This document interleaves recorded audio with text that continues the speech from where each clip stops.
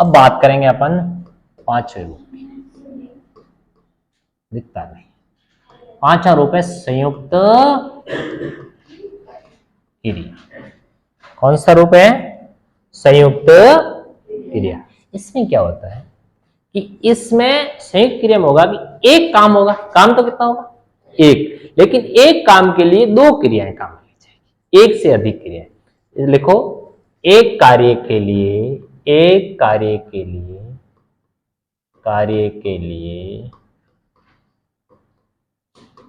से अधिक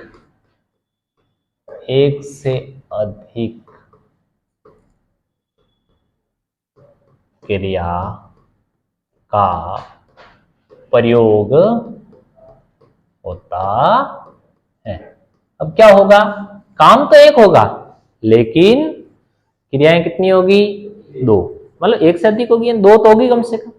जैसे वह मुझे मार डालेगी, वो मुझे मार डालेगी। मोहन सामान ले जाएगा, मोहन सामान ले जाएगा। मोहन सामान। वह हिंदी बोल सकता है, वो हिंदी बोल सकता है। तुम रामायण पढ़ने लगे हो, अब देखो चार वाक्य मैंने दे दी, एक दो आप भी बना लेना। पहले इसको समझ लो। हमें ढूंढना क्या है भाई?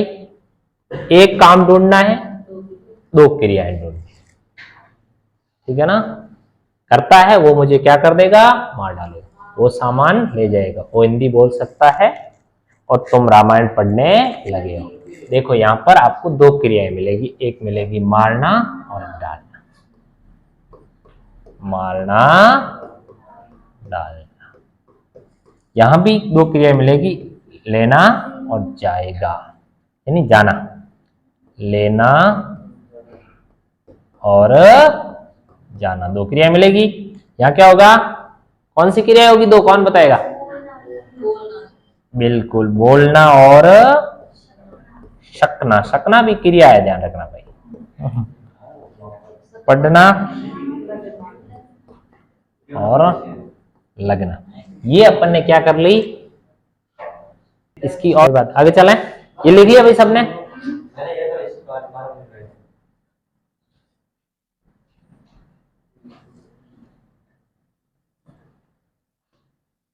अब देखो, अपन ने अब तक प्रयोग के आधार पर 5 भेद किए और पांचों भेद आपको आराम से समझ में आ गए। आगे अब मोस्ट बात यह है कि जो अपनी संयुक्त क्रिया है उसके भी कुछ भेद है। लिख लो यहां पर, संयुक्त क्रिया के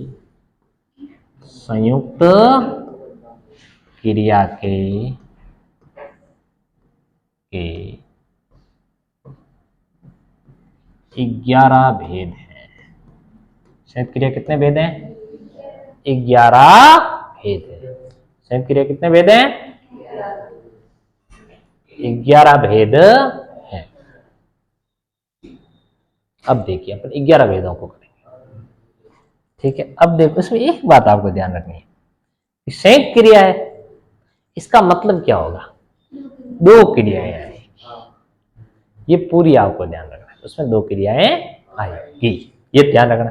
अब फिर आपको उस दो क्रिया में ये ढूंढना है कि वो कौन सा प्रकार है 11 का, ये बात की बात है। लेकिन सबसे पहले ये पता करना आपको कि वास्तव में संयुक्त क्रिया है या नहीं। पहला लिखो इसमें, आरंभ बोधक संयुक्त क्रिया। ठीक है, पहला भेद कौन सा है? आरंभ बोधक संयुक्त क्रिया। लिखो, इसमें क्रिया के आरंभ का बोध होता है। किसका बोध होता है? आरंभ का बोध होता है। अब आरंभ का अर्थ आप समझते हैं क्या होता है? शुरू करना, स्टार्ट करना। जैसे अपन लिखो वर्षा होने लगी, वर्षा होने लगी। राधा, वेरी गुड, नाचने लगी। तुम पढ़ने, बहुत मुश्किल काम है लेकिन कर सकते हैं। आरंभोदक की बात कर सकते हैं। देखिए यहां पर आपको लगता है कि हम किसी कार्य की क्या कर रहे हैं? शुरुआत कर रहे हैं, लेकिन इसमें ये शर्त ध्यान रखनी है कि उसके अंदर क्या होनी चाहिए? दो क्रियाएं होनी चाहिए। इसमें होना और लगी दो क्रियाएं हैं। इसमें नाचना और लगी, लगा, लगना, पढ़ना और लगना दो क्रिया हैं। समझ में आ गया? आरंभोदक संयुक्त क्रिया में क्या होता है? दो। याद रखना है सब। आरंभोदक के बाद सीधे चलो आप समाप्ति बोधक, समाप्ति बोधक क्रिया या संयुक्त क्रिया? संयुक्त क्रिया।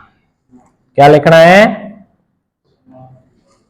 समाप्ति बोधक संयुक्त क्रिया लिखो। जिस क्रिया में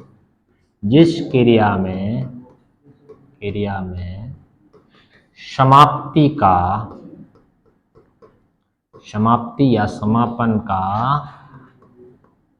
बोध हो, जिस क्रिया में समाप्ति या समापन का बोध हो।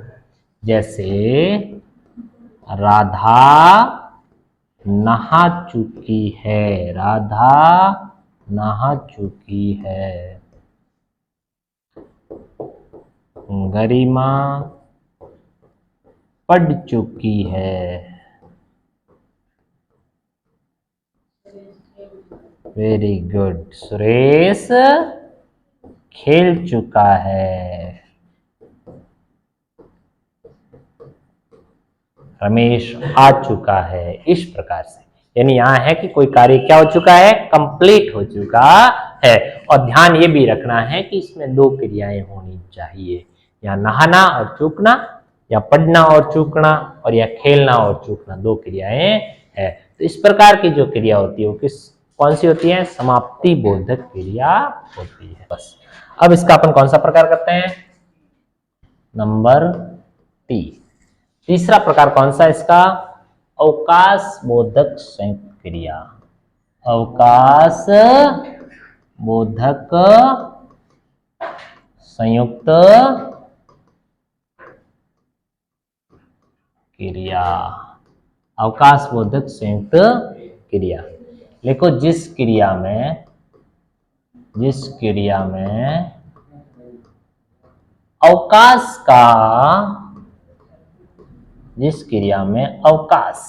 का बोध हो, यानी जहां लगे कि क्या हो रही है? रेस्ट हो रही है, छुट्टी हो रही है, वहां पर क्या होगा? अवकाश बोधक क्रिया होगी। इसके उदाहरण लिख लो। उदाहरण को याद आ रहे हैं आपको? जैसे गरिमा गाना नहीं गा पाई। गरिमा गाना नहीं गा पाई। रावण युद्ध नहीं जीत पाया। अब देखो इसमें ध्यान रखना, इसी जो भी क्रियाएं होंगी जिसमें नहीं का भी बोध होगा यहाँ पर, ठीक है। इसमें रेस्ट की मतलब ये नहीं है कि आराम मिलता है, आराम नहीं, हम कुछ कार्य को करना चाहते हैं लेकिन उसकी पूर्णता भी नहीं मिलती। ठीक है। तो यहां अवकाश, जैसे वो गाना तो चाहती है लेकिन नहीं गा पा रही। रावण युद्ध जीतता तो चाहता था लेकिन नहीं जीत पा। ठीक है, साथ में अपने दो क्रियाएं भी होनी जरूरी है, ये भी ध्यान रखना, क्योंकि यहाँ बात जो हो रही है सब किसकी हो रही है, संयुक्त क्रिया की हो रही है। ठीक है ना, जैसे इसमें गाना और पाना, जीतना और पाना। ठीक है, समझ में आ गया। अगले लिखो आप, अनुमति बोधक, अनुमति बोधक संयुक्त क्रिया, अनुमति बोधक संयुक्त क्रिया। अब इसमें किसकी बात होगी, हाँ, जिस क्रिया में अनुमति का बोध हो, जिस क्रिया में अनुमति का बोध हो, वो अनुमति बोधक क्रिया होती है।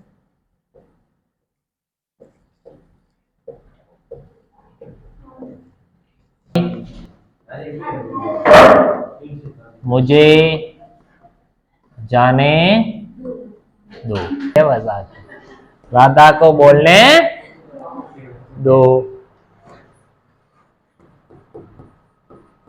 हरीश को खेलने दो,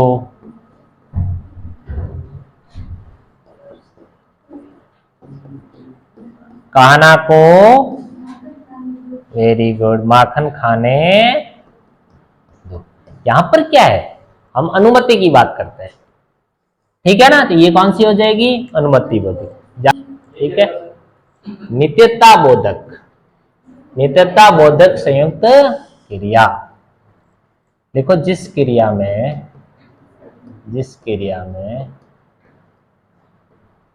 नित्यता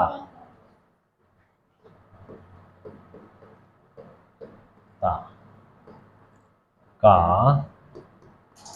बोध, जिस क्रिया में नित्यता का बोध हो, वो नित्यता बोधक संयुक्त क्रिया होती है। जैसे हवा बह रही है, नित्यता मतलब रेगुलरिटी, निरंतरता, कोई चीज चलती रहती है ना, नित्यता का मतलब होता है, यहां लिख लो, निरंतरता या अनवरता का बोध हो रहा है, अनवर चल रही है ना। जैसे आरंभ में तो क्या होती, वर्षा होने लगी, वो तो स्टार्टिंग की बात हो रही है ना, लेकिन अपन उसी को लिखा वर्षा हो रही है, तो इसमें आ जाएगा, वही वाक्य यहां आ जाएगा, वर्षा हो रही है। जैसे मैं, चमकते नहीं होगा भाई, मैं बोल रही, हाँ, तारे चमक रहे हैं, है ना, इस प्रकार के वाक्य, बोल रहा हूं, रही,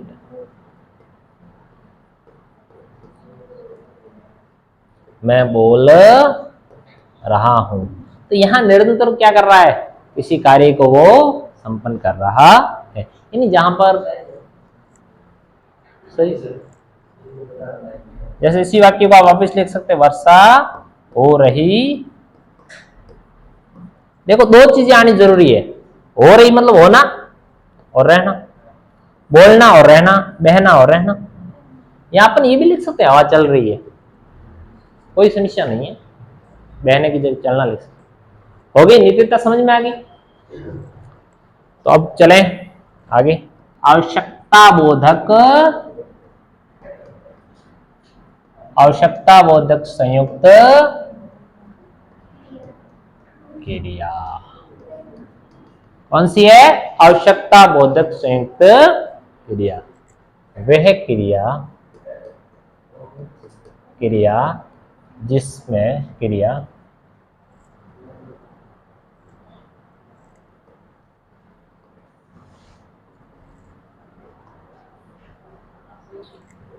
जिसमें आवश्यकता का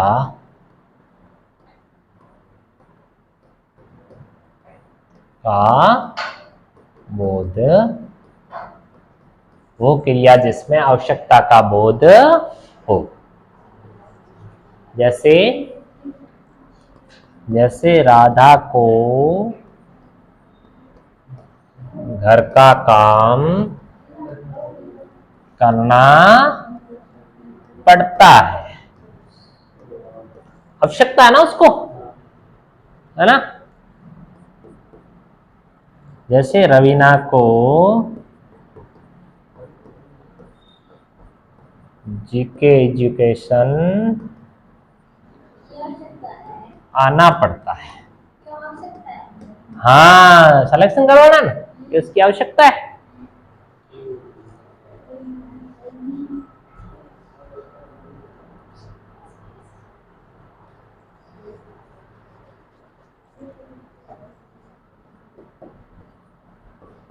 भगवती को हिंदी व्याकरण पढ़नी चाहिए। आधे से ज्यादा अपन चल दिए, आधे से ज्यादा सफर अपना क्या हो चुका है, पूरा हो चुका है। अब अपन नंबर है 7, नित्य बोधक तक चले गए, आवश्यकता बोधक हो गया। अब अपनी आवश्यकता के बाद क्या करना है, अपने को निश्चय करना है। क्या करना है, निश्चय बोधक संयुक्त क्रिया, निश्चय बोधक संयुक्त क्रिया। आरंभ किया, फिर की समाप्ति, आरंभ के बाद क्या की, समाप्ति, फिर अवकाश लिया, फिर अनुमति दी, फिर नित्य किसी कार्य को करने के लिए क्या करती है, आवश्यकता पड़ती है, इसलिए अपना छ कंप्लीट हो गया। और उससे के बाद क्या करना है, आवश्यकता के बाद क्या करना, निश्चय करना है। अब देखो, जिस क्रिया में निश्चितता का बोध हो,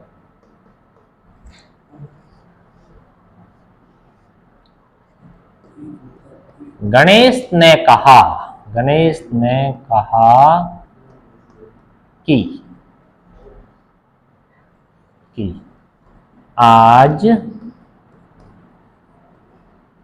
कर जाएंगे।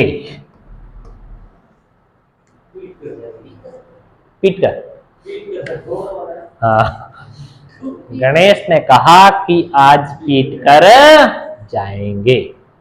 गणेश ने कहा कि आज पीट कर जाएंगे। चलो, निश्चित हो गए आप। फिर आपकी इच्छा बोधक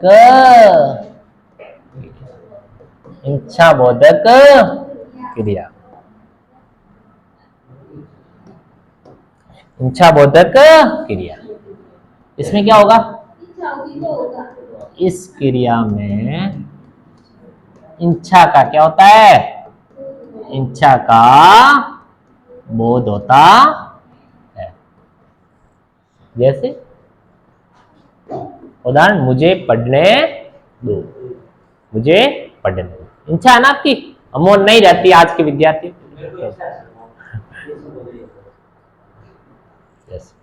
वह बाजार जाना चाहती है ना, वो बाजार जाना चाहती है। मुझे घूमने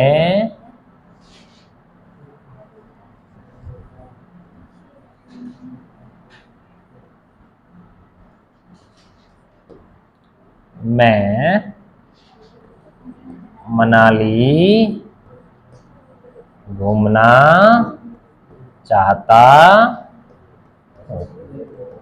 ठीक है, ये आपकी क्या है, इच्छा है।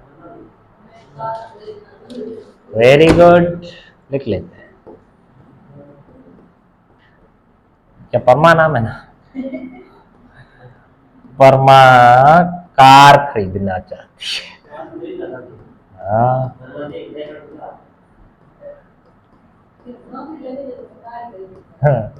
चलो, बोधक अभ्यास बोधक संयुक्त क्रिया, अभ्यास बोधक संयुक्त क्रिया। इसमें क्या होगा, इसमें अभ्यास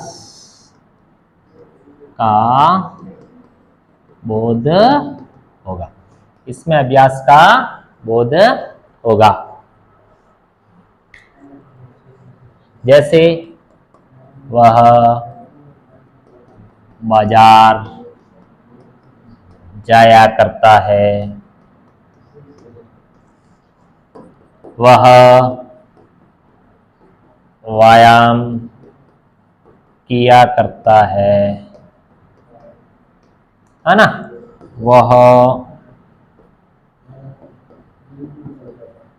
क्रिकेट खेला करता है, वह पत्र लिखा करता है। ठीक है ना, यहाँ इस ये वाक्य महसूस करवा रहे हैं कि कोई न कोई क्या हो रहा है, अभ्यास हो रहा है। नंबर 10 नंबर खतरनाक कौन सी है भाई, शक्ति बोधक। तभी मैंने कहा था भगवान आपको शक्ति बोधक संयुक्त क्रिया। देखो इस क्रिया में शक्ति का बोध होता, इस क्रिया में शक्ति का बोध होता। कृष्ण दीवार तोड़ सकता है, अरितिमा चल सकती है, आयुष लड़ सकता है।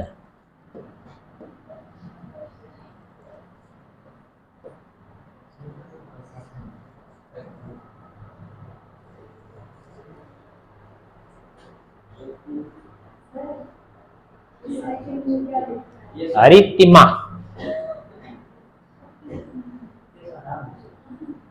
हाँ भाई, लास्ट कौन सी है, पुनरुक्त बोधक संयुक्त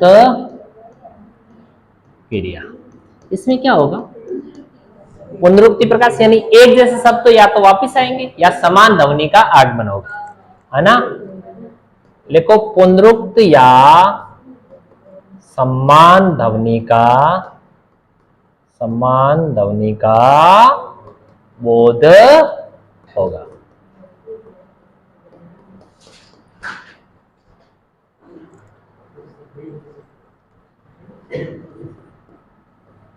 तुम पढ़ाई लिखाई कर लो, तुम पढ़ाई।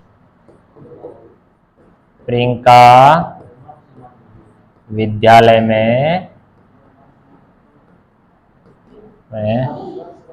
आया जाया करती है, वेरी गुड। प्रियंका विद्यालय में आया जाया करती है।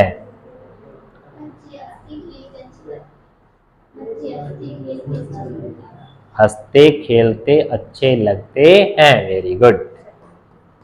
बच्चे हंसते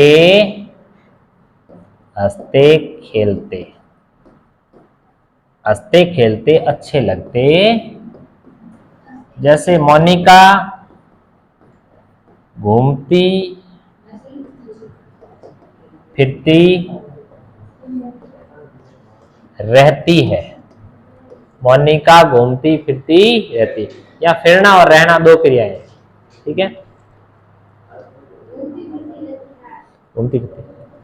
जैसे ये हो गई। अब देखो सुनो भाई, एक है ना, इसमें ध्यान रखना आपको, ये जो अपन शब्द प्रयोग में ले रहे हैं, पढ़ाई लिखाई, आया जाया, फिरती रह, मतलब घूमना और फिरना।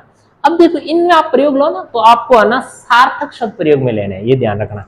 क्योंकि शब्द जो है ना, अपना एक समास है जिसमें अपन निरर्थक शब्द भी प्रयोग में लेते हैं, जैसे चाय वाय, है ना, खाना वाना खा लो, वहां वाना शब्द का कोई अर्थ नहीं होता है। बिल्कुल, द्वंद में समार, आज याद करके आइए पर में, हाँ, उस दिन पूछा था ना। तो आपको क्या करना है, इसमें सिर्फ सार्थक शब्द है, या पढ़ना और लिखना दोनों का अर्थ है, या आया और जाया दोनों का अर्थ है, और घूमना और फिरना दोनों का अर्थ है। तो इस तरह से ध्यान रखना आपको। तो अपन ने क्या पढ़ा है, संयुक्त क्रिया के 11 भेदों को पढ़ा है, ठीक है। और अपने प्रयोग, अब देखो अभी अपना कार्य बाकी है, पूरा नहीं हुआ है। अभी अपन प्रयोग और संरचना के आधार पर 3 भेद और बाकी रह गए। इसके अलावा और क्रियाएं हैं, क्रियार्थक संज्ञा क्रियाएं हैं, उसके बारे में पढ़ेंगे। विधि संबंधी क्रिया है, उसके बारे में पढ़ेंगे। बहुत सारी चीजें पढ़नी है ना।